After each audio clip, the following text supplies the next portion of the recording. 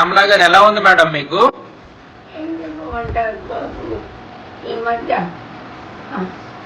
రామకృష్ణ ఫౌండేషన్లో బాగానే ఉన్నాం. వాళ్ళ పాపం చేతనైనంత వరకు మాకు ఏమి ఇబ్బంది లేకుండా ఏమడిగితే అది పెట్టి కాపాడుతున్నారు. డబ్బులు ఇవ్వకపోయినా కానీ కొంత బయట ఇవ్వలేదు. మేము హఠాత్తుగా నాకు ఎక్కువైపోయింది.